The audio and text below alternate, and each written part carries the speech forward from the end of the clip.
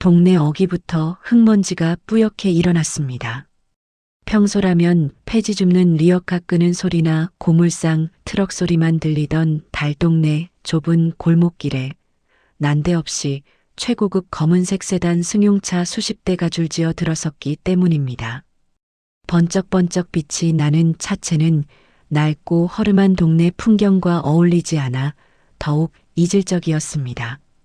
동네 사람들은 담벼락 너머로 고개를 내밀고 수군거렸습니다. 아니, 저게 다 무슨 차여? 대통령이라도 왔나? 글쎄 말이여. 이 동네 생기고 저런 비싼 차는 처음 보네. 가장 앞서던 차가 김부님 할머니의 쓰러져가는 대문 앞에 멈춰 섰습니다. 운전석에서 검은 양복을 입은 건장한 남자가 내리더니 뒷좌석 문을 정중하게 열었습니다. 그곳에서 내린 사람은 모델처럼 훤칠한 키에 귀티가 흐르는 20대 후반의 청년이었습니다.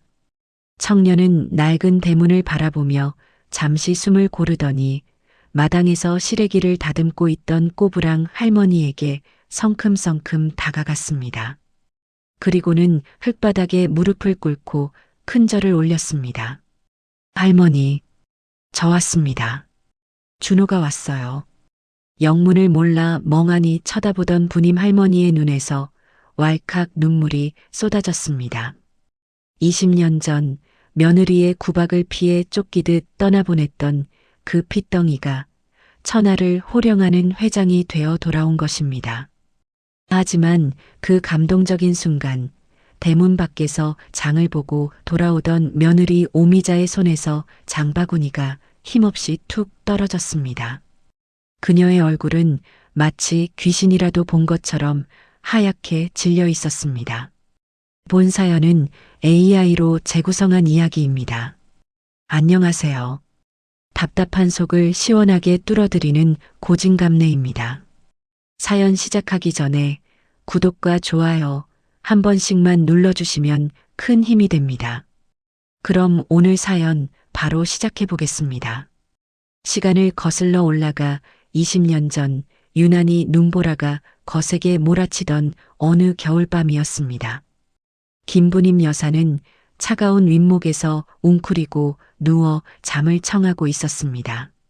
남편을 일찍 떠나보내고 하나뿐인 아들마저 교통사고로 잃은 후 부님 씨의 삶은 그야말로 살얼음판이었습니다. 남겨진 건 빚더미와 표독스러운 며느리 오미자뿐이었습니다. 며느리 미자는 남편이 죽자마자 시어머니를 짐짝 취급했습니다. 어머니, 밥값은 하셔야죠?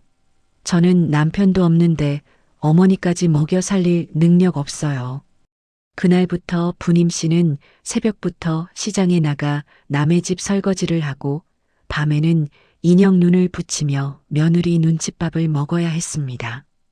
따뜻한 아랫목은 며느리 차지였고 부님 씨는 난방도 들어오지 않는 문간방에서 전기장판 하나에 의지해 겨울을 났습니다. 그날 밤도 윙윙거리는 바람소리에 잠을 뒤척이고 있는데 대문 밖에서 희미하게 아기 울음소리가 들려왔습니다. 응애, 응애. 처음엔 고양이 울음소리인 줄 알았습니다. 하지만 소리는 점점 애처로워졌고 사람의 인기척이 느껴지지 않는 적막한 밤 공기를 찢어놓을 듯 날카롭게 파고들었습니다. 부님 씨는 자기도 모르게 벌떡 일어났습니다. 이 엄동설 안에 무슨 아기 소리래? 부님 씨는 낡은 조끼를 걸치고 맨발로 뛰어나가 대문을 열었습니다. 하얀 눈이 소복이 쌓인 대문 앞에 웬 종이 박스 하나가 놓여 있었습니다. 떨리는 손으로 박스를 열어보니 그 안에는 핏기도 가시지 않은 갓난아기가 보라색 입술을 파르르 떨며 울고 있었습니다. 얇은 포대기 하나만 덮여 있을 뿐 아기의 몸은 얼음장처럼 차가웠습니다. 아이고, 세상에 이 핏덩이를 누가. 부님 씨는 생각할 겨를도 없이 아기를 품에 안고 방으로 뛰어들어왔습니다. 아기의 온몸을 녹이기 위해 자신의 옷을 벗어 맨살에 아기를 밀착시켰습니다.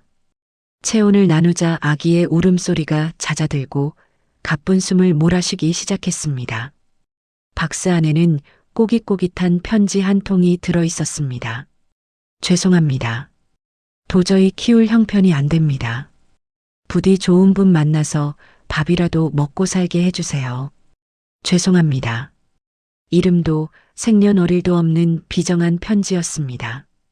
부님 씨는 아기를 내려다보았습니다.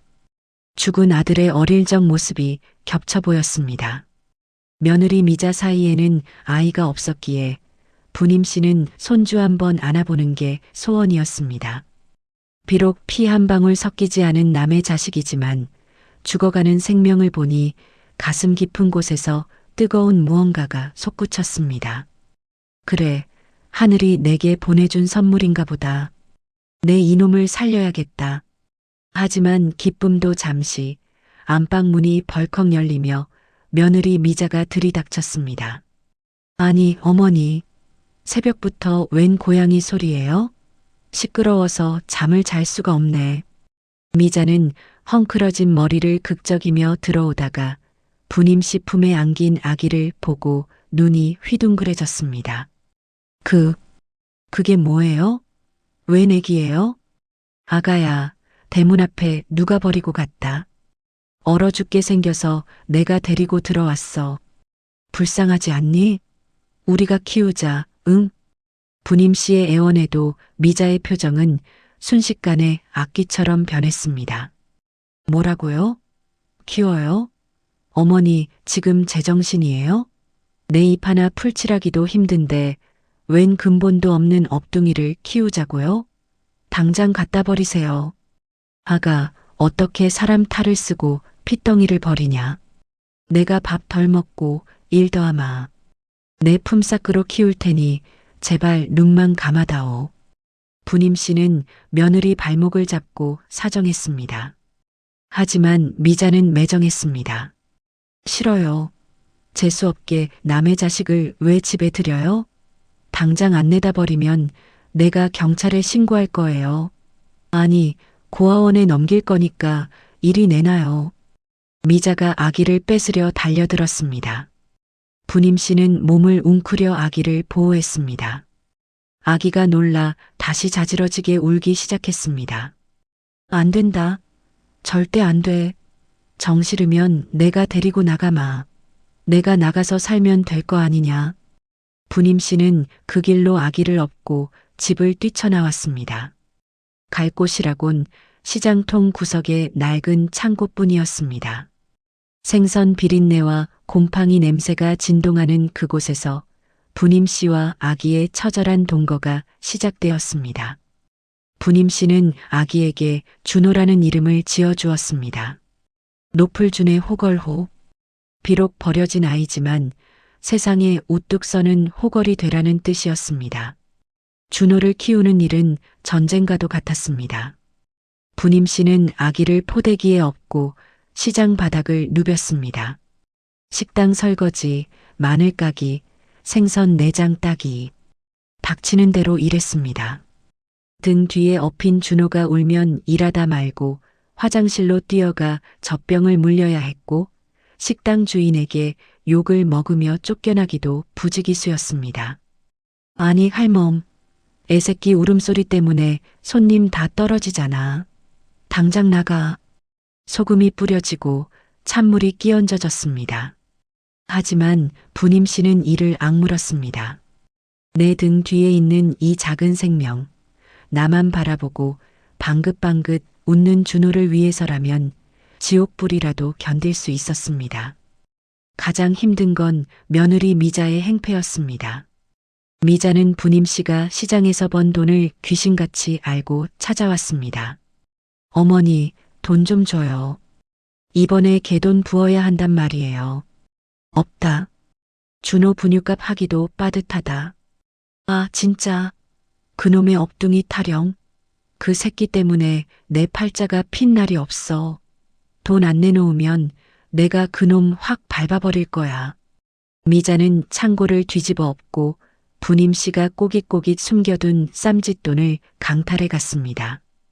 텅 빈 쌀통을 보며 부님 씨는 눈물을 삼켰지만 배고파 우는 준호에게는 맹물에 설탕을 타서 먹이면서도 웃어 보였습니다. 준호야, 미안하다. 할미가 무능해서 미안해. 그래도 우리 준호는 씩씩하게 커야 한다. 알았지? 그런 할머니의 마음을 아는지 준호는 잔병치레 한 번 없이 무럭무럭 자랐습니다. 초등학교에 들어갈 무렵 준호는 이미 철이 들어 있었습니다. 학교가 끝나면 친구들과 놀지도 않고 시장으로 달려와 할머니의 리어카를 밀었습니다. 할머니, 내가 할게.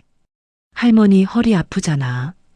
고사리 같은 손으로 폐지 묶음을 들어 올리는 준호를 보며 시장 상인들은 혀를 찼습니다. 쯧쯧, 피도 안 섞인 남이라는데 어쩜 저렇게 효자일까. 며느리보다 낫네, 나. 하지만 준호가 커갈수록 미자의 구박은 더 심해졌습니다. 명절이 되어 준호가 할머니 손을 잡고 본집 며느리가 사는 집에 인사를 가면 미자는 문전박대를 했습니다. 재수온 붓게 거지가 들어오려고 그래. 소금 뿌리기 전에 꺼져. 어린 준호의 마음에 대못이 박혔습니다. 준호는 울면서 할머니에게 물었습니다. 할머니, 작은 어머니는 왜 나를 싫어해? 내가 주워온 아이라서 그래. 부님 씨는 준호의 눈물을 닦아주며 가슴이 찢어지는 거짓말을 했습니다. 아니다. 내가 너무 잘생기고 똑똑해서 샘나서 그러는 게야. 너는 주워온 아이가 아니라 하늘이 할미한테 보내준 보물단지다. 알았지? 시간은 흘러 준호가 고등학생이 되었습니다. 준호는 머리가 비상했습니다. 학원 한 번 다니지 않고도 전교 1등을 놓치지 않았습니다. 부님 씨는 시장에서 버려진 참고서를 주어 다리미로 펴서 준호에게 주었고 준호는 그 헌책이 닳도록 공부했습니다. 그러던 어느 날 사단이 났습니다. 준호가 서울에 있는 명문대에 장학생으로 합격한 날이었습니다. 부님 씨는 너무 기뻐서 시장 상인들에게 떡을 돌리고 싶었지만 돈이 없었습니다. 그래서 아껴두었던 금반지를 팔기로 결심했습니다. 그 금반지는 죽은 남편이 남겨준 유일한 유품이자 부님 씨의 마지막 자존심이었습니다. 금은방을 나서는데 며느리 미자와 딱 마주치고 말았습니다. 미자는 부님 씨의 손에 들린 현금 봉투를 보고 눈이 뒤집혔습니다. 어머니, 지금 그거 뭐예요? 금반지 팔았어요? 아니, 나한테는 돈 없다고 징징대더니 그놈 대학 보낸다고 금부치를 팔아? 미자는 시장 한복판에서 부님 씨의 머리채를 잡고 흔들었습니다. 봉투가 찢어지고 지폐가 바닥에 흩날렸습니다. 이 도둑년아, 내 남편 보험금도 다 까먹더니 이제는 내 유산까지 훔쳐가. 그 돈 내놔. 그 업둥이 새끼한테는 10원 한 장 못 줘. 사람들이 웅성거리며 모여들었지만 미자의 기세에 눌려 누구 하나 말리지 못했습니다. 바닥에 떨어진 돈을 주우며 울고 있는 부님 씨. 그때 학교에서 돌아오던 준호가 그 광경을 목격했습니다. 준호의 눈에서 불꽃이 튀었습니다. 그는 가방을 집어 던지고 달려와 미자의 팔을 낚아챘습니다. 그만하세요. 지금 뭐 하시는 겁니까? 180cm가 넘는 키, 다부진 체격. 어느새 청년이 된 준호의 악력에 미자는 비명을 지르며 손을 놓았습니다. 아, 이거 안 나? 어디서 어른한테 행패야? 이 근본 없는 놈아. 준호는 서늘한 눈빛으로 미자를 내려다보았습니다. 더 이상 예전에 힘없는 꼬마가 아니었습니다. 작은 어머니. 아니, 당신 같은 사람한테 어머니라는 말도 아깝습니다. 한 번만 더 우리 할머니 몸에 손 떼면 그땐 제가 가만 안 있습니다. 법이든 주먹이든 다 동원해서 갚아줄 겁니다. 준호의 기백에 눌린 미자는 뒷걸음질 쳤습니다. 준호는 바닥에 주저앉은 할머니를 일으켜 세우고 흙 묻은 옷을 털어드렸습니다. 그리고 결심한 듯 말했습니다. 할머니, 저 대학 안 갈래요. 그냥 취직할게요. 돈 벌어서 할머니 호강시켜 드릴게요. 더 이상 저 여자한테 무시당하면서 살지 마요, 우리. 아니다. 준호야. 흑흑. 너는 공부해야 한다. 성공해서 보란 듯이 살아야 해. 그날 밤 준호는 할머니가 잠든 사이 짐을 쌌습니다. 책상 위에는 짧은 편지 한 통을 남겼습니다. 할머니, 죄송해요. 저는 더 큰 세상으로 나가서 꼭 성공해서 돌아올게요. 그때까지 건강하게만 계세요. 제가 꼭 모시러 올게요. 며느리 구박 조금만 참고 기다려주세요. 사랑합니다. 다음 날 아침 준호는 사라졌습니다. 부님 씨는 텅 빈 방에서 준호의 교복을 끌어안고 며칠을 식음을 전폐하고 울었습니다. 며느리 미자는 쾌재를 불렀습니다. 아이고, 속 시원하다. 그 거머리 같은 놈 드디어 떨어져 나갔네. 어머니, 이제 정신 차리고 밥값이나 하세요. 그렇게 준호가 떠나고 기약 없는 세월이 흘렀습니다. 1년, 5년, 10년. 강산이 2번이나 변한다는 20년이라는 시간이 속절없이 흘러가 버렸습니다. 준호가 떠난 빈자리는 생각보다 훨씬 크고 깊었습니다. 준호의 온기가 남아있는 좁은 단칸방에서 부님 씨는 마치 껍데기만 남은 사람처럼 하루하루를 버텼습니다. 아침에 눈을 뜨면 습관처럼 준호야, 밥 먹자라고 불렀다가 텅 빈 벽을 마주하고는 가슴을 치며 우는 것이 일과가 되었습니다. 준호가 남기고 간 교복은 부님 씨가 매일같이 다림질을 해서 옷걸이에 걸어두었습니다. 언젠가 그 문을 열고 할머니, 다녀왔습니다 하고 들어올 것만 같았기 때문입니다. 하지만 계절이 바뀌고 해가 바뀌어도 그토록 기다리는 손자의 목소리는 들리지 않았습니다. 부님 씨의 몸은 급격히 쇠약해졌습니다. 평생을 시장 바닥에서 쪼그려 앉아 일한 탓에 무릎 연골은 다 닳아버렸고 허리는 기역자로 굽어 지팡이 없이는 몇 걸음 떼기도 힘들 지경이 되었습니다. 더 이상 무거운 리어카를 끌 수도 찬물에 손을 담그고 생선을 다듬을 수도 없게 된 것입니다. 결국 부님 씨는 시장 일을 그만두고 동네 골목을 돌며 폐지를 줍기 시작했습니다. 하루 종일 남들이 버린 박스를 주워 고물상에 넘겨봐야 손에 쥐는 돈은 고작 3,000원, 5,000원이었습니다. 그 돈으로 라면 한 봉지를 사서 며칠을 쪼개 먹으며 목숨을 부지했습니다. 하지만 육체적인 고통보다 더 부님 씨를 괴롭히는 건 며느리 오미자의 횡포였습니다. 준호가 떠나자 미자의 구박은 브레이크 고장난 트럭처럼 폭주했습니다. 미자는 툭하면 부님 씨가 사는 문간방으로 찾아와 행패를 부렸습니다. 부님 씨가 폐지를 정리하고 있던 어느 날 오후였습니다. 미자가 코를 틀어막고 하이힐 소리를 요란하게 내며 들어왔습니다. 아이고, 냄새. 어머니, 내가 동네 창피해서 못 살겠어. 제발 그 거지 같은 쓰레기 좀 집 구석에 쌓아두지 말라니까요. 미자는 발로 곱게 묶어둔 폐지 더미를 뻥 차버렸습니다. 박스들이 와르르 무너지며 먼지가 피어올랐습니다. 부님 씨는 황급히 박스를 주워 담으며 굽신거렸습니다. 아가, 미안하다. 고물상 트럭이 내일 온다고 해서 잠시 둔 거다. 냄새 안 나게 내가 비닐로 잘 덮어두마. 비닐이고 뭐고 당장 치워요. 그리고 어머니, 이번 달 방세는요? 남의 집에 얹혀 살면 양심적으로 생활비는 내야 할 거 아니에요? 미자는 시어머니가 사는 그 허름한 문간방마저 남의 집이라 칭하며 월세를 요구했습니다. 사실 그 집은 부님 씨가 아들을 장가 보낼 때 전 재산을 털어 사준 집이었는데도 말입니다. 아들이 죽자 명의를 며느리 앞으로 돌려준 것이 화근이었습니다. 아가, 내가 요즘 몸이 안 좋아서 일을 많이 못했다. 며칠만 기다려주면 내가 어떻게든. 늙은이가 무슨 수로 돈을 벌어요? 돈 없으면 나가요.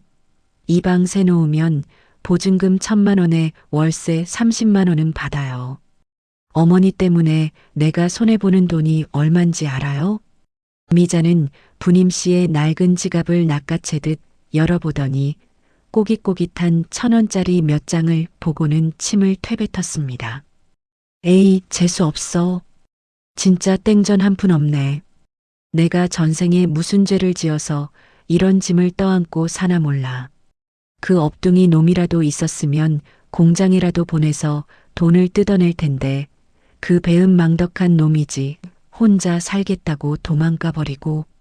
미자는 준호를 배은망덕한 놈이라 욕하며 부님 씨의 가슴을 후벼 팠습니다. 준호 욕하지 마라. 그 어린 게 오죽했으면 집을 나갔겠냐. 다 내 죄다. 흥, 두고 보세요. 그놈 나가서 굶어 죽었거나 어디서 깡패짓이나 하고 있겠죠. 20년 동안 연락 한 번 없는 거 보면 뻔하잖아요.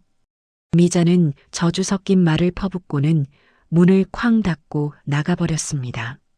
부님 씨는 흩어진 폐지더미 위에 주저앉아 하염없이 눈물을 흘렸습니다. 준호가 살아만 있다면, 어디서 밥이라도 굶지 않고 있다면 그걸로 족하다고 스스로를 위로했지만 사무치는 그리움은 어쩔 수가 없었습니다. 하지만 부님 씨가 모르는 충격적인 진실이 있었습니다. 준호는 할머니를 잊은 게 아니었습니다. 준호는 떠난 지 1년 뒤부터 매달 꼬박꼬박 편지와 돈을 보내오고 있었던 것입니다. 장면은 바뀌어 며느리 오미자의 안방. 미자는 화장대 서랍 깊숙한 곳을 열어보며 비릿한 미소를 짓고 있었습니다. 그곳에는 뜯지 않은 편지 뭉치와 통장이 들어 있었습니다. 사실 준호는 서울로 올라가 낮에는 공사판에서 벽돌을 나르고 밤에는 식당에서 불판을 닦으며 악착같이 돈을 모았습니다. 그리고 매달 월급의 절반을 뚝 떼어 할머니 앞으로 우편안을 보냈던 것입니다. 처음에는 10만 원, 20만 원이던 돈이 준호가 자리를 잡으면서 50만 원, 100만 원으로 늘어났습니다. 하지만 그 모든 편지와 돈은 할머니의 손에 닿지 못했습니다. 우편함에 꽂힌 준호의 편지를 가장 먼저 발견한 사람은 바로 며느리 미자였기 때문입니다. 미자는 편지 봉투에 적힌 강준호라는 이름을 보자마자 찢어버리려 했지만 봉투 안에 든 두툼한 현금을 보고 마음을 바꿨습니다. 그녀는 할머니 몰래 편지를 가로채고 돈만 쏙 빼내어 자신의 주머니를 채웠습니다. 호호호, 이 멍청한 놈. 지 할미한테 보낸다고 보낸 모양인데 덕분에 내 용돈벌이 쏠쏠하네. 그래, 평생 노예처럼 일해서 돈이나 붙여라. 내 할미는 내가 쥐어짜 줄 테니까. 미자는 준호가 보낸 편지는 읽지도 않고 쓰레기통에 버리거나 불태워 버렸습니다. 준호는 편지에 이렇게 썼을 것입니다. 할머니, 저 잘 지내요. 밥 잘 먹고 있어요. 조금만 기다리세요. 그 애절한 안부를 미자가 짓밟아 버린 것입니다. 그렇게 잔인한 세월은 10년, 15년을 넘어 20년이 흘렀습니다. 준호가 보내는 돈의 액수는 점점 커졌지만 부님 씨는 여전히 라면으로 끼니를 때우고 구멍난 양말을 기워 신고 있었습니다. 미자는 그 돈으로 명품 가방을 사고 친구들과 해외여행을 다니며 호의호식했습니다. 그러던 어느 날 부님 씨에게 감당하기 힘든 시련이 닥쳐왔습니다. 극심한 어지러움에 길에서 쓰러져 병원에 실려간 것입니다. 의사는 영양실조와 합병증으로 당장 수술하지 않으면 위험하다고 했습니다. 응급실로 불려온 미자는 의사의 말을 듣고 펄쩍 뛰었습니다. 수술이요? 그게 얼만데요? 네, 1,000만 원이요? 아니, 내일 모레 죽을 노인네한테 무슨 1,000만 원을 써요? 안 해요, 안 해. 그냥 퇴원시켜 주세요. 보호자분, 환자분 상태가 위독합니다. 지금 수술 안 하면 정말 돌아가십니다. 돌아가시면 호상이죠. 아, 진짜. 돈도 없는데 병원비까지. 아, 선생님, 그냥 링거 나 한 대 놔주고 보내요. 우린 수술비 없으니까. 미자는 병원비가 아까워 시어머니의 목숨을 담보로 흥정을 했습니다. 침대에 누워 희미하게 의식이 남아있던 부님 씨는 그 소리를 듣고 눈물을 주르륵 흘렸습니다. 돈이 원수였습니다. 차라리 죽는 게 낫겠다는 생각이 들었습니다. 결국 부님 씨는 수술도 받지 못한 채 강제 퇴원을 당해 집으로 돌아왔습니다. 몸은 이미 만신창이가 되어 거동조차 힘들었습니다. 냄새나는 문간방에 누워 천장만 바라보며 죽을 날만 기다리는 신세가 되었습니다. 그런데 그날 밤 미자가 누군가와 통화하는 소리가 방문 틈으로 들려왔습니다. 목소리가 꽤 컸습니다. 어머, 김 사장님. 네. 이 집 팔려고요. 네. 재개발 확정이라고요?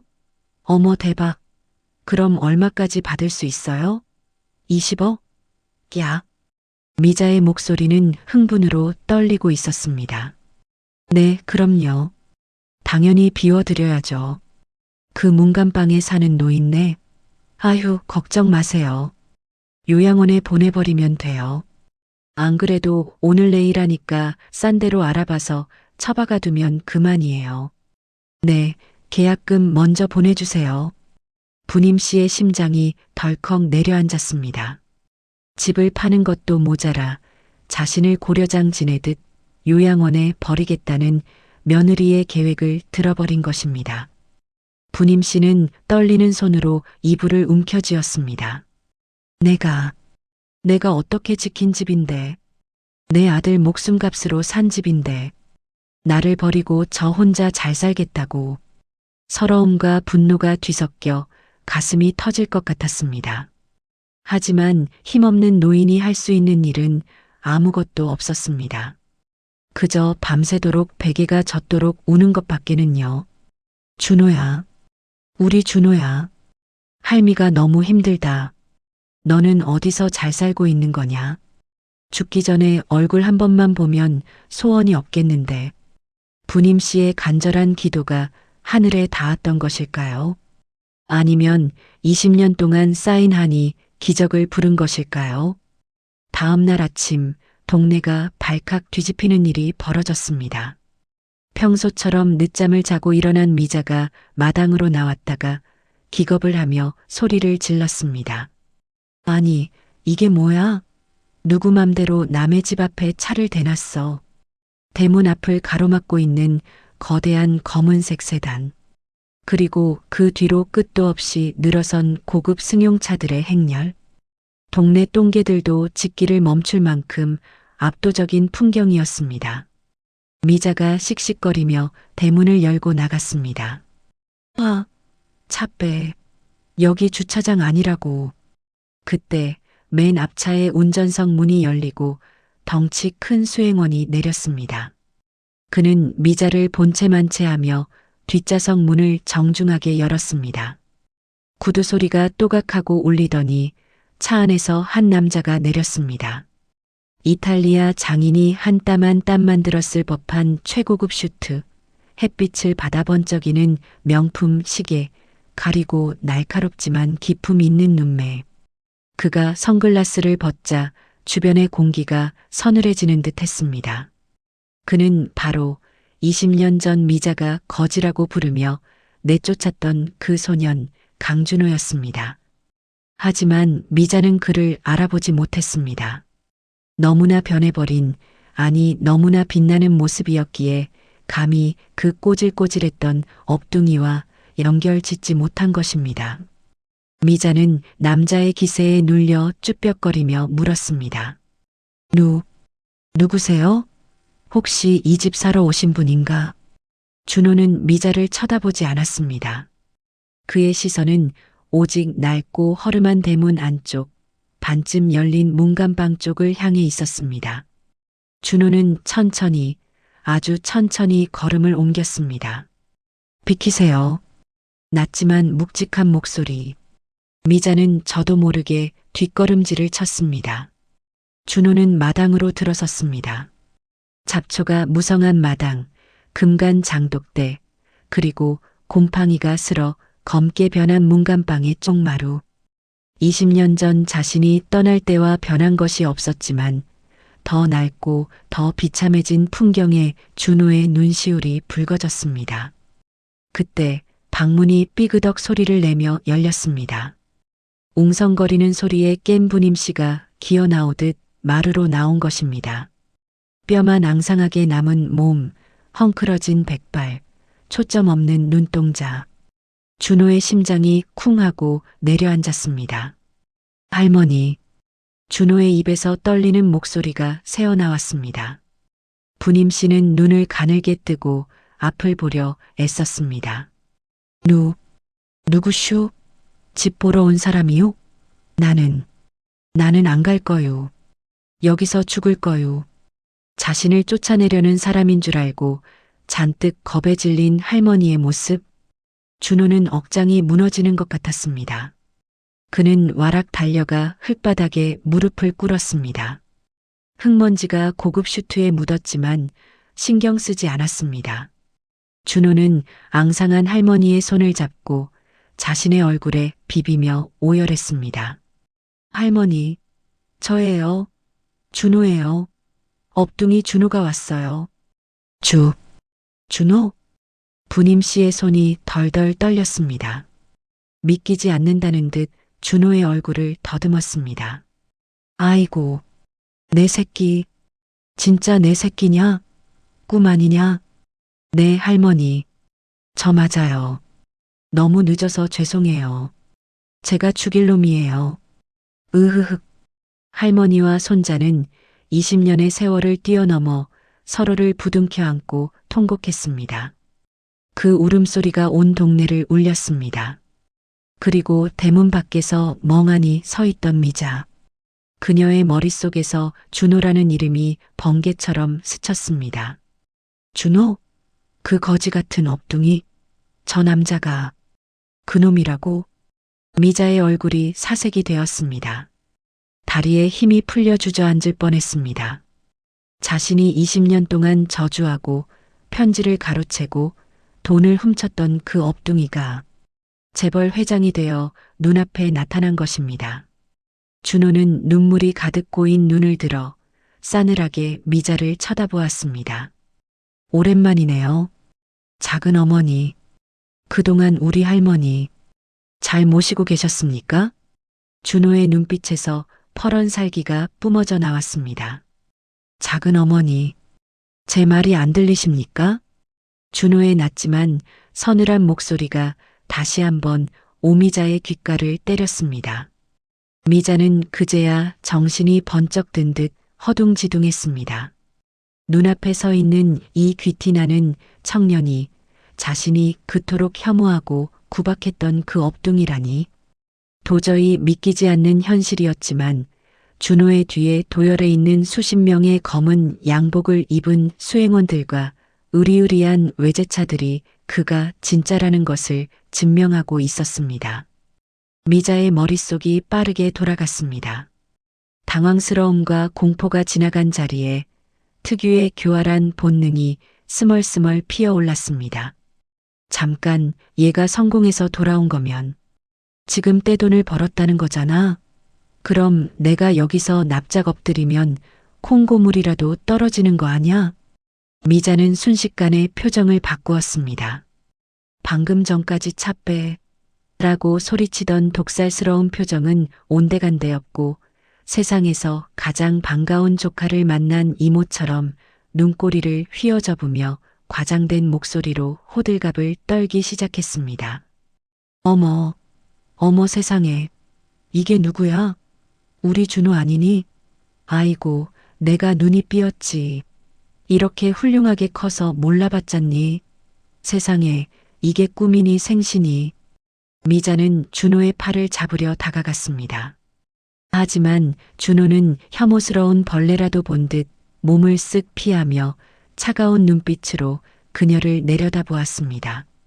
미자의 손이 허공에서 무한하게 멈췄습니다. 손대지 마시죠. 남의 귀한 옷벌입니다. 준호의 말투는 날카로운 칼날 같았습니다. 하지만 미자는 굴하지 않고 철판 깐 얼굴로 말을 이었습니다. 아유, 준호야. 너 섭섭하게 왜 이러니? 내가 너 어릴 때 얼마나 예뻐했는데. 기억 안 나? 내가 너 밥도 해주고 빨래도 해주고 내가 집 나가고 나서 내가 얼마나 걱정했는지 아니? 밤마다 내 생각에 잠을 못 잤어. 예. 거짓말이었습니다. 숨 쉬는 것 빼고는 다 거짓말이었습니다. 바닥에 주저앉아 있던 부님 씨가 기가 차다는 듯 가슴을 쳤습니다. 아가, 내가 언제 준호 걱정을 해? 집 나간 날 춤이라도 안 췄으면 다행이지. 하늘이 무섭지도 않냐? 아니, 어머니는 손자 앞에서 무슨 망발이세요? 제가 언제 그랬어요? 준호야, 아니다. 할머니가 노망이 드셔서 헛소리 하시는 거야. 내가 너를 친자식처럼 키웠는데. 미자가 뻔뻔하게 거짓말을 늘어놓자 준호는 헛웃음을 터뜨렸습니다. 친자식처럼요? 아, 친자식한테는 한겨울에 보일러도 안 들어오는 창고방에서 재우고 밥상 대신 라면 박스 위에서 밥을 먹입니까? 학교 다녀오면 가방 쌀 시간도 안 주고 시장으로 내몰아서 폐지 줍게 시킵니까? 준호는 20년 전의 일들을 마치 어제 일처럼 생생하게 읊었습니다. 미자의 얼굴이 불그락푸르락 변했습니다. 그건 다 너 강하게 키우려고 그런 거지. 남자가 고생도 좀 해봐야 성공하는 법이야. 봐라, 내 덕분에 이렇게 회장님 소리 듣고 성공했잖아. 안 그러니? 미자는 끝까지 자신의 학대를 교육으로 포장하려 들었습니다. 준호는 더 이상 대꾸할 가치도 없다는 듯 고개를 돌려 비서실장에게 손짓했습니다. 그러자 비서실장이 두툼한 서류 가방을 들고 앞으로 나왔습니다. 준호는 가방에서 서류 뭉치와 통장 거래 내역서를 꺼내 미자의 코앞에 들이밀었습니다. 교육이요? 그럼 이것도 교육의 일부입니까? 미자는 서류를 보고 눈동자가 심하게 흔들렸습니다. 그것은 지난 20년 동안 준호가 할머니 앞으로 보냈던 우편한 송금 내역서와 미자가 그것을 수령해 간 기록들이었습니다. 제가 집 떠나고 1년 뒤부터 공사판에서 벽돌 날라번 돈 매달 꼬박꼬박 보냈습니다. 처음엔 20만 원, 나중엔 300만 원. 지난달에는 수술비 보태시라고 2천만 원 보냈는데 그 돈 다 어디 갔습니까? 준호의 호통에 미자는 입을 딱 벌렸습니다. 준호가 그냥 성공해서 돌아온 게 아니라 이미 모든 증거를 확보하고 왔다는 사실을 깨달았기 때문입니다. 그게 나는 모르는 일이다. 우편 배달부가 배달 사고를 냈나 보지. 나는 구경도 못했다. 구경도 못했다고요? 여기 수령인 서명에 오미자라고 아주 선명하게 찍혀 있는데요. 필적 감정이라도 해드릴까요? 준호가 내역서를 한 장씩 넘길 때마다 미자는 뒷걸음질을 쳤습니다. 구경꾼으로 몰려든 동네 사람들이 수군거리기 시작했습니다. 어머 세상에, 며느리가 그 돈을 다 가로챘나 봐. 저 할머니 폐지 줍고 다닐 때 며느리는 맨날 백화점 다니더니 그게 다 손자가 보낸 돈이었어? 천벌을 받으려니네 아주. 사람들의 비난이 쏟아지자 미자는 독이 올랐습니다. 궁지에 몰린 쥐가 고양이를 문다고 그녀는 적반하장으로 나오기 시작했습니다. 그래, 내가 썼다. 왜? 내가 너 키워준 공값이 얼만데 그까짓 돈 좀 쓴 게 죄냐? 너 갓난쟁이 때부터 내 집에 얹혀 살면서 먹은 밥값, 잠만 자도 나가는 월세, 그거 다 합치면 그 돈으로도 모자라. 어디서 은혜를 원수로 갚으려 들어? 미자는 악을 쓰며 바락바락 대들었습니다. 부님 씨는 그 모습을 보며 하염없이 눈물을 흘렸습니다. 아가, 내가 밥 굶어가며 키웠다. 내 돈 10원 한 장 안 쓰고 내가 품 팔아 키웠는데 어찌 그런 말을 해? 시끄러워요. 어머니가 뭘 안다고 끼어들어요? 야, 강준호. 너 잘 들을. 너 지금 회장 됐다고 유세 떠는데 법적으로 따지면 나도 내 양육권자였어. 그 돈은 내가 정당하게 쓴 양육비고 위자료야. 억울하면 고소하든지. 미자는 법을 들먹이며 뻔뻔하게 나왔습니다. 준호는 기가 차다는 표정으로 넥타이를 살짝 풀었습니다.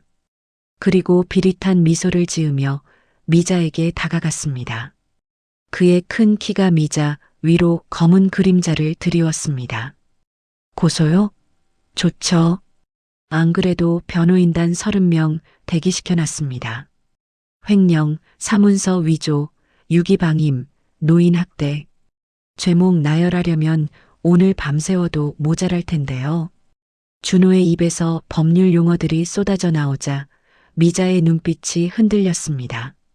그리고 작은 어머니가 착각하시는 게 하나 있는데 저는 지금 돈 때문에 화가 난 게 아닙니다. 돈이야 뭐 제 자산이 조 단위가 넘어가는데 그까짓 몇 억 개가 먹었다고 셈치면 그만입니다. 조 단위. 그 말에 미자의 눈이 번쩍 뜨였습니다. 몇백억도 아니고 조 단위라니. 상상조차 안 되는 액수였습니다. 제가 진짜 용서할 수 없는 건 제 편지입니다. 돈 봉투 안에 제가 할머니께 쓴 편지들이 있었을 겁니다. 할머니 사랑해요. 조금만 기다리세요. 아픈 데는 없으세요. 그 편지들 다 어디 있습니까? 할머니께 읽어드리기는 했습니까? 준호의 목소리가 떨렸습니다. 돈보다 더 소중한 마음. 할머니를 향한 그리움과 사랑이 담긴 그 편지들을 미자가 휴지 조각 취급했다는 사실이 그를 가장 분노케 했습니다. 그까지 편지가 뭐가 중요해? 다 불태워버렸어. 땔감으로 썼다고. 미자는 홧김에 진실을 토해버렸습니다. 그 말을 듣는 순간 준호의 눈빛이 싸늘하게 식었습니다. 더 이상의 자비는 없다는 눈빛이었습니다. 땔감이라. 잘 들었습니다. 남의 마음을 짓밟고 태워버린 데가 아주 혹독하게 치르게 해드리죠. 준호는 뒤에 서 있던 비서에게 손짓했습니다.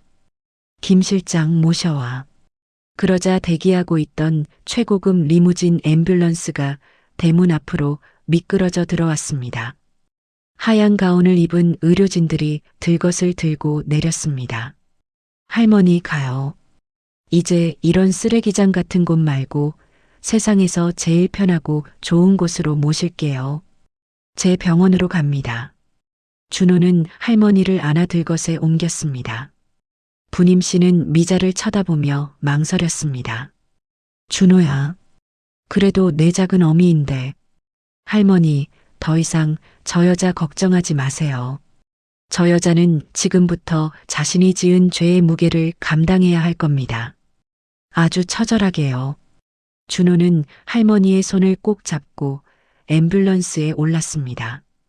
의료진들이 분주하게 움직이며 할머니의 상태를 체크했습니다.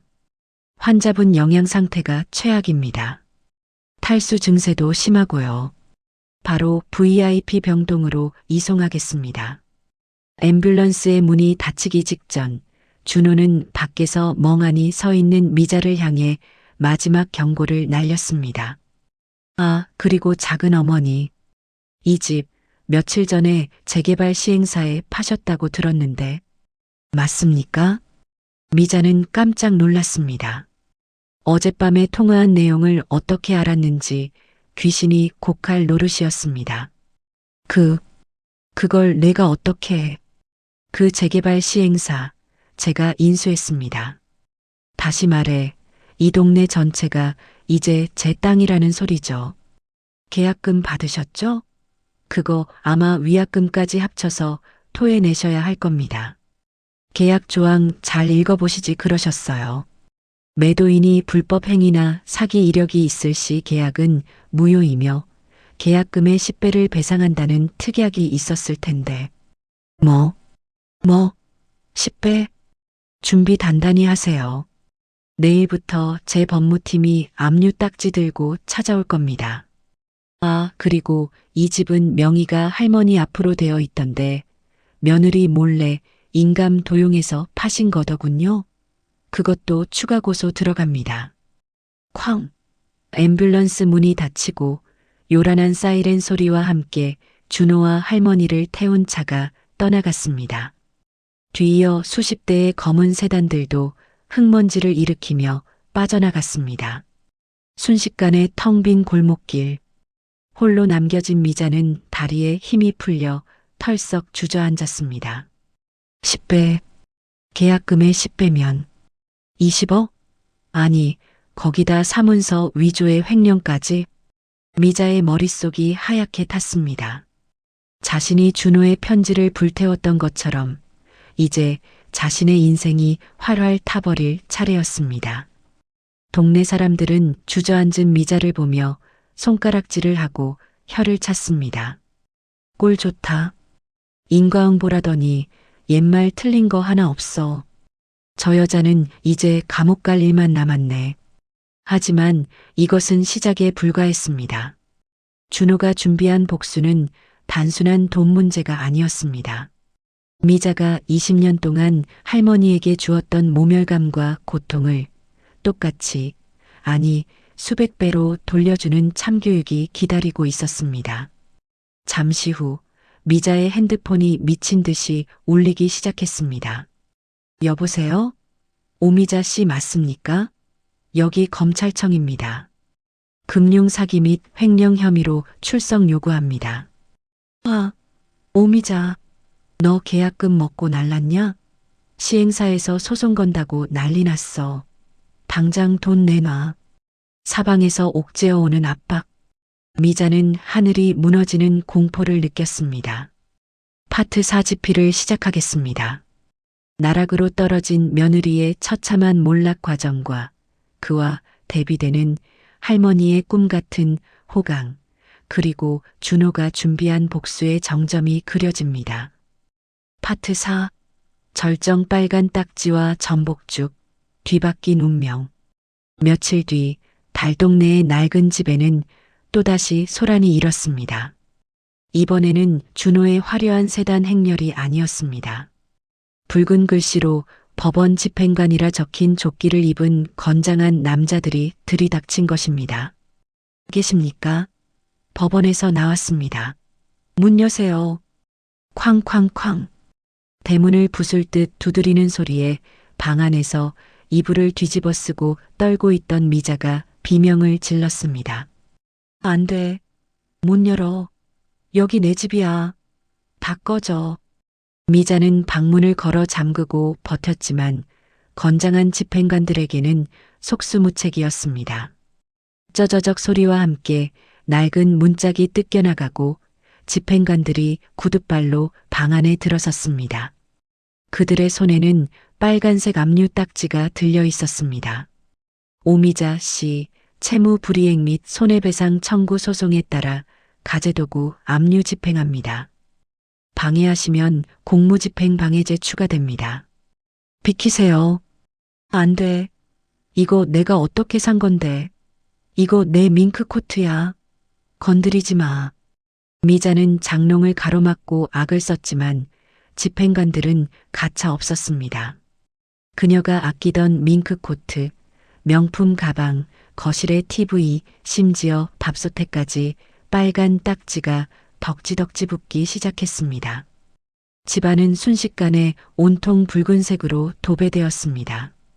마치 미자가 20년 전 부님 씨의 가슴에 박았던 피멍처럼 붉고 선명했습니다. 이거 나, 이거 놓으라고. 내가 누군지 알아? 나 강준호 회장 작은 엄마야. 너네 다 잘리고 싶어? 미자는 마지막 발악으로 준호의 이름을 팔았습니다. 하지만 집행관 조장은 싸늘하게 비웃으며 서류 한 장을 내밀었습니다. 아, 강 회장님이요? 그 회장님 지시로 저희가 온 겁니다. 여기 보이시죠? 채권자가 제2그룹 강준호 회장으로 되어 있는 거. 회장님이 특별히 부탁하시더군요. 숟가락 하나, 밥그릇 하나 남기지 말고 싹 다 압류하라고. 뭐라고? 미자는 그 자리에 얼어붙었습니다. 믿었던 동아줄이 아니라 목을 조르는 밧줄이었습니다. 준호는 미자가 가진 모든 것을 아주 철저하게 박살내고 있었습니다. 그리고 이 집 경매 넘어갔으니까 당장 비우세요. 지금부터 이 집은 오미자 씨 소유가 아닙니다. 짐 챙겨서 나가세요. 집행관들은 미자를 짐짝처럼 들어 대문 밖으로 내동댕이 쳤습니다. 미자의 손에 들린 건 쓰레기 봉투에 담긴 옷가지 몇 벌이 전부였습니다. 20년 전 부님 씨와 어린 준호를 쫓아냈던 바로 그 대문 앞에서 이제는 미자가 쫓겨나는 신세가 된 것입니다. 안 돼. 내 집, 내 돈. 미자는 굳게 닫힌 대문을 긁으며 통곡했지만 열리지 않았습니다. 지나가던 동네개 한 마리가 미자를 보고 컹컹 짖어댈 뿐이었습니다. 며칠 전까지만 해도 거지 냄새 난다며 시어머니를 구박하던 미자에게서 이제는 진짜 거리의 노숙자 냄새가 나기 시작했습니다. 같은 시각 서울 시내 전경이 한눈에 내려다 보이는 제2그룹 병원 VIP 병동. 이곳은 미자가 있는 지옥과는 정반대인 천국이었습니다. 최고급 호텔 스위트룸을 옮겨놓은 듯한 병실에는 은은한 클래식 음악이 흐르고 창가에는 싱싱한 생화가 향기를 뿜어내고 있었습니다. 부님 씨는 눈부시게 하얀 시트가 깔린 침대에 누워 눈을 끔뻑였습니다. 몸에 주렁주렁 매달려 있던 링거줄을 통해 영양제가 들어가자 꺼져가던 생명의 불씨가 다시 타오르는 듯 했습니다. 할머니, 일어나셨어요? 식사하세요. 준호가 문을 열고 들어왔습니다. 말끔한 셔츠 소매를 걷어붙인 준호의 손에는 김이 모락모락 나는 전복죽 그릇이 들려 있었습니다. 준호는 침대 옆에 의자를 놓고 앉아 죽을 호호 불어서 시켰습니다. 자, 아하세요. 이거 자연산 전복이라 몸에 좋대요. 아이고, 내 손으로 먹어도 되는데. 아니에요. 제가 먹여드릴래요. 저 어릴 때 할머니가 맹물에 설탕 타서 숟가락으로 떠먹여 주셨잖아요. 이제 제가 갚을 차례예요. 준호가 내민 숟가락을 받아먹는 부님 씨의 눈에서 또다시 눈물이 흘러내렸습니다. 죽이 넘어가는지 눈물이 넘어가는지 모를 지경이었습니다. 평생 쉰밥 덩어리나 라면 국물만 먹던 목구멍으로 고소하고 따뜻한 전복죽이 넘어가자 온몸이 녹아내리는 것 같았습니다. 준호야, 이게 꿈은 아니겠지? 내가 죽어서 천당에 온 건 아니지? 꿈 아니에요, 할머니. 그리고 천당보다 더 좋은 곳에서 살게 해드릴게요. 이제 다신 그 썩은 냄새 나는 방에는 안 가셔도 돼요. 준호는 주머니에서 손수건을 꺼내 할머니의 입가를 닦아주었습니다. 그의 손목에 찬 시계가 반짝였습니다. 부님 씨는 떨리는 손으로 준호의 뺨을 어루만졌습니다. 근데 우리 준호가 어떻게 이렇게 큰 부자가 됐냐? 나쁜 짓 한 건 아니지? 준호는 빙긋 웃으며 할머니의 거친 손을 자신의 볼에 비볐습니다. 나쁜 짓 안 했어요. 할머니가 그랬잖아요. 정직하게 살라고. 저 서울 가서 정말 죽기 살기로 일했어요. 낮에는 공사판, 밤에는 대리운전, 새벽에는 시장 배달. 잠은 하루에 2시간 자면서 돈 모았어요. 그리고 그 돈으로 조그만 유통회사를 차렸는데 운 좋게 대박이 났어요. 준호의 이야기는 파란만장했습니다. 흙수저도 아닌 무수저였던 그는 특유의 성실함과 비상한 머리로 사업을 키웠습니다. 사기를 당해 길바닥에 나앉을 뻔한 적도 있었지만 그때마다 시장통에서 자신을 업고 다니던 할머니의 등판을 떠올리며 버텼다고 했습니다. 제가 성공해야 하는 이유는 딱 하나였어요. 우리 할머니 세상 사람들한테 무시 안 당하게 해드리는 거. 그리고 저를 버린 세상한테 보여주고 싶었어요. 업둥이라고 손가락질하던 사람들 코를 납작하게 해주고 싶었어요. 준호의 눈빛이 잠시 매서워졌다가 다시 할머니를 보며 부드럽게 풀렸습니다. 할머니, 저 이제 대한민국에서 5손가락 안에 드는 부자예요. 그러니까 이제 돈 걱정은 하지 마세요. 드시고 싶은 거, 입고 싶은 거, 가보고 싶은 곳, 다 말씀만 하세요. 아이고, 내 새끼 장하다. 장해. 근데 그 애미는, 아니, 내 작은 엄마는 어찌 됐냐? 쫓겨났다던데 밥은 먹고 다니는지. 부님 씨는 그 모진 구박을 당하고도 며느리 걱정을 했습니다. 그것이 평생을 을로 살아온 부님 씨의 안타까운 습관이자 천성이었습니다. 준호는 할머니의 손을 꼭 잡으며 단호하게 말했습니다. 할머니, 그 여자는 잊으세요. 그 여자는 벌을 받는 게 아니라 자기가 뿌린 씨앗을 거두는 중이에요. 할머니가 마음 약해지시면 제가 더 힘들어요. 아시겠죠? 준호의 단호함에 부님 씨는 고개를 끄덕였습니다. 며칠 뒤 제2그룹 본사 앞, 초라한 행색의 여자가 회전문을 밀고 들어오려다 보안 요원들에게 제지당했습니다. 헝클어진 머리에 때국물 흐르는 옷을 입은 오미자였습니다. 이거 나 여기 회장님 만나러 왔어. 내가 강준호 작은 엄마라고. 이모이자 어머니 같은 사람이라고. 아줌마 여기서 이러시면 안 됩니다. 잡상인 출입 금지예요. 나가세요. 보안 요원들은 미자를 미친 사람 취급하며 끌어내려 했습니다. 미자는 바닥에 드러누워 발버둥 쳤습니다. 준호야, 강준호, 나 좀 보자. 내가 잘못했다. 한 번만 살려줘. 그녀는 갈 곳이 없었습니다. 찜질방 갈 돈도 없어 지하철역에서 노숙을 하다가 배고픔과 추위를 견디다 못해 염치불구하고 이곳까지 찾아온 것입니다. 자존심이고 뭐고 다 버린 생존 본능이었습니다. 그때 로비 안쪽에 전용 엘리베이터 문이 열리고 준호가 비서들과 함께 걸어 나왔습니다. 미자는 벌떡 일어나 유리문을 두드리며 소리쳤습니다. 준호야, 준호야, 여기야. 나 좀 봐줘. 준호가 걸음을 멈추고 미자 쪽을 바라보았습니다. 유리문 하나를 사이에 두고 최고급 수트를 입은 재벌 회장과 유리창에 얼굴을 찌그러뜨린 노숙자가 마주 섰습니다. 극명한 대비였습니다. 준호는 보안 요원에게 손짓해 문을 열게 했습니다. 미자는 헐레벌떡 안으로 뛰어들어와 준호의 바짓가랑이를 잡으려 했습니다. 아이고 준호야, 내가 죽을 죄를 지었다. 그땐 내가 미쳐서 그랬어. 제발 이 압류 좀 풀어. 나갈 데가 없다.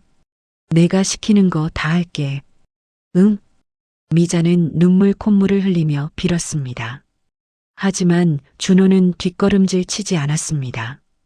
오히려 미자의 눈을 똑바로 응시하며 차갑게 말했습니다. 갈 데가 없으세요? 그래. 집도 뺏기고 돈도 없고 나 며칠 굶었다. 준호야, 우리 예정을 생각해서라도. 예정이라.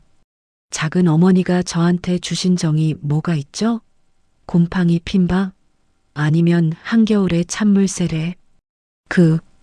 그건 갈 데가 없으시다니 딱 한 군데 추천해 드릴 곳은 있습니다. 준호는 품 안에서 하얀 봉투 하나를 꺼내 미자 앞에 던졌습니다. 돈 봉투인 줄 알고 미자가 허겁지겁 집어들었습니다. 하지만 봉투 안에서 나온 건 교도소 수감 예정 통지서와 고소장이었습니다. 거기 가면 밥도 공짜로 주고 잠잘 곳도 줍니다. 작은 어머니가 저한테 주셨던 창고방보다는 훨씬 따뜻할 겁니다. 뭐라고? 감옥? 횡령액이 50억이 넘더군요. 특가법상 무기징역 아니면 최소 20년입니다. 변호사 선임할 돈도 없으시니 국선 변호사 쓰셔야 할 텐데 쉽지 않을 겁니다. 미자는 종이를 쥔 손을 부들부들 떨었습니다. 너 진짜 피도 눈물도 없구나. 내가 그래도 내 삼촌의 처야. 가족한테 이래도 돼? 가족? 준호의 목소리가 처음으로 커졌습니다. 로비에 있던 직원들이 모두 숨을 죽였습니다. 가족은 지키는 겁니다. 버리는 게 아니라 당신이 20년 전 그 눈 오는 밤에 저를 버리라고 했을 때, 그리고 우리 할머니를 요양원에 갖다 버리려고 했을 때 당신은 이미 가족 자격을 포기했어. 준호의 호통이 로비를 쩌렁쩌렁 울렸습니다. 당장 끌어내. 그리고 경찰에 넘겨. 주거 침입 및 업무 방해 현행범으로. 준호야. 안 돼. 준호야. 보안 요원들이 미자의 양팔을 잡고 질질 끌고 나갔습니다. 미자의 비명소리가 멀어질 때까지 준호는 그 자리에 서서 차갑게 그 뒷모습을 지켜보았습니다. 20년 묵은 체증이 내려가는 순간이었습니다. 하지만 준호의 표정은 마냥 통쾌하지만은 않았습니다. 씁쓸함과 허무함, 그리고 이제야 할머니를 지켰다는 안도감이 뒤섞여 있었습니다. 그때 준호의 핸드폰이 울렸습니다. 병원에서 온 전화였습니다. 회장님, 할머니께서 회장님을 찾으십니다. 며느리분 만나는 거 아니냐고 걱정하고 계세요. 준호의 표정이 순식간에 어린아이처럼 순하게 변했습니다. 네, 지금 바로 갑니다. 할머니께 전해주세요. 나쁜 벌레 한 마리 깨끗하게 치우고 가는 길이라고요. 준호는 옷매무새를 다듬고 다시 할머니가 있는 병원으로 향했습니다. 이제 그에게 남은 일은 복수가 아니라 할머니의 남은 생을 행복으로 채워드리는 것뿐이었습니다. 계절이 2번 바뀌어 어느덧 찬바람이 불기 시작하는 늦가을이 되었습니다. 차가운 시멘트 바닥과 쇠창살이 가로막힌 여자 교도소의 독방.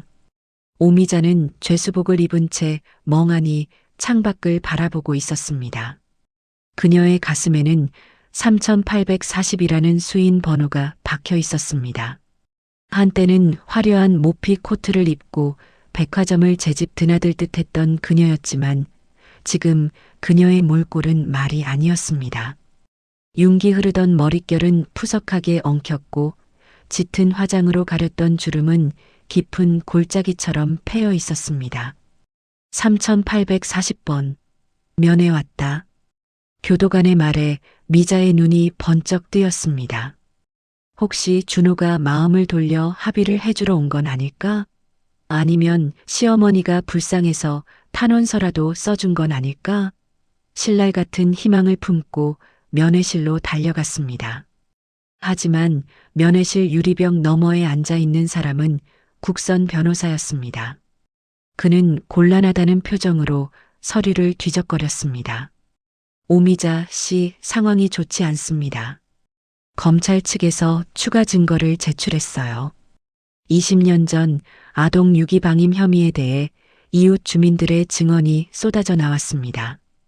거기다 시어머니 요양원 강제 입소 시도 녹취록까지. 그래서요? 형량이 얼마나 나온대요? 최소 15년입니다. 피해자 측인 강준호 회장이 합의해줄 의사가 전혀 없다고 못을 박았고요. 판사님도 죄질이 매우 나쁘다고 보고 계셔서 15년?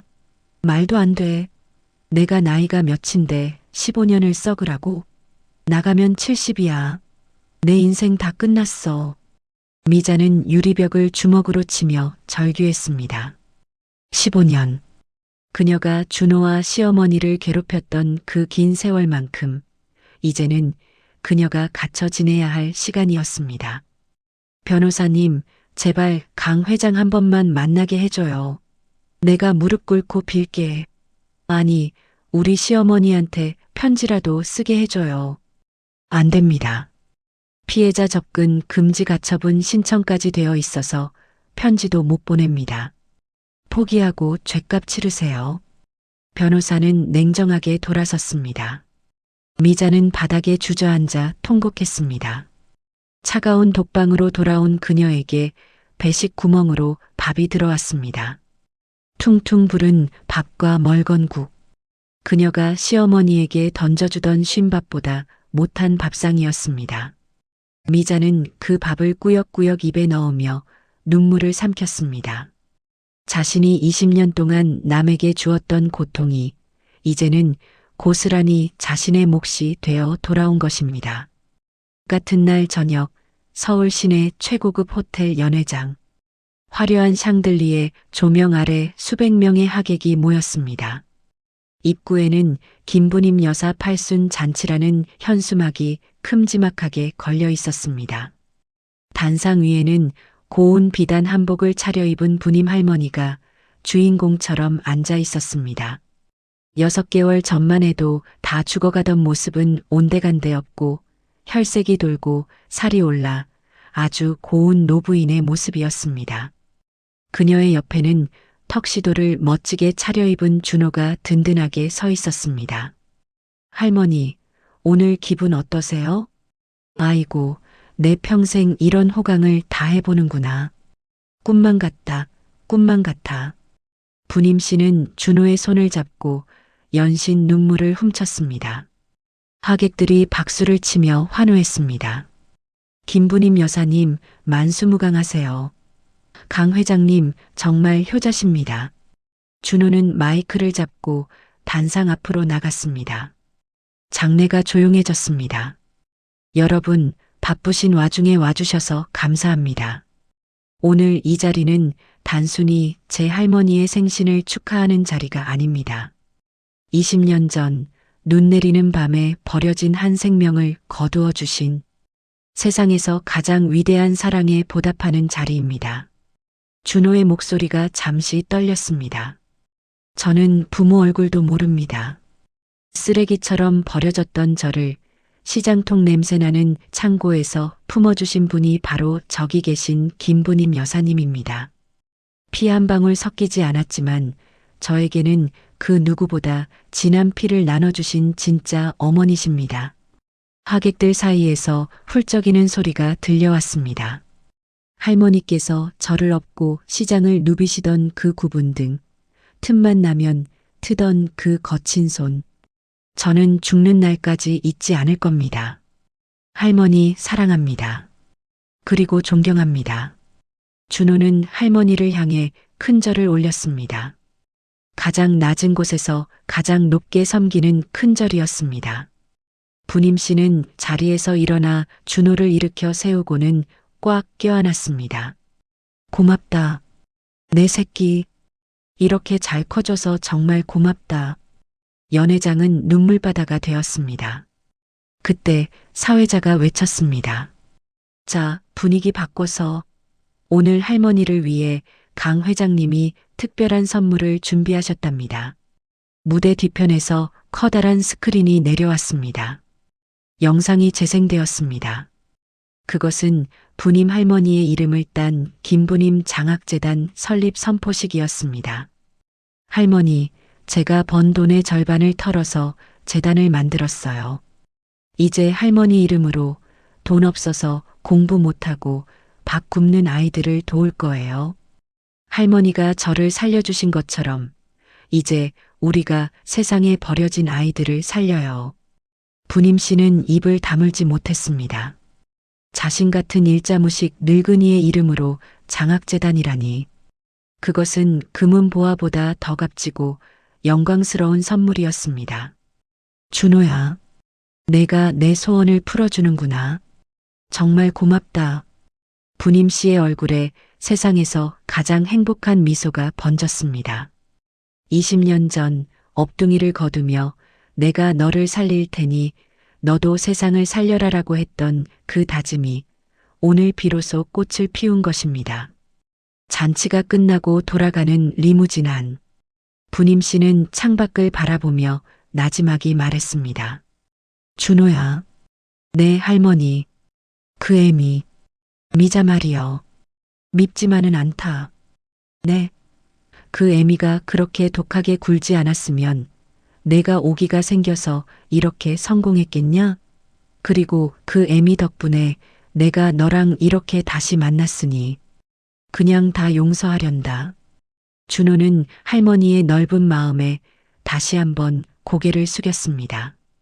자신을 학대하고 죽음 직전까지 몰고 갔던 며느리마저 용서하고 품으려는 그 마음. 그것이 바로 준호를 그리고 우리를 살게 하는 어머니의 마음이 아닐까 싶었습니다. 네, 할머니. 할머니가 그러시라면 그럴게요. 저도 이제 미움은 내려놓고 할머니랑 행복하게 사는 것만 생각할게요. 두 사람을 태운 차는 어둠을 뚫고 빛나는 서울의 야경 속으로 유유히 사라졌습니다. 춥고 배고팠던 지난날의 기억은 뒤로 한 채 따뜻하고 환한 미래를 향해 달리고 있었습니다. 에필로그 및 교훈. 시간이 흘러 5년 후 김부님 장학재단은 전국에서 가장 존경받는 재단이 되었습니다. 수많은 고아와 소년소녀 가장들이 이 재단의 도움을 받아 대학에 가고 사회의 당당한 일원으로 성장했습니다. 부님 할머니는 85의 나이에도 정정하십니다.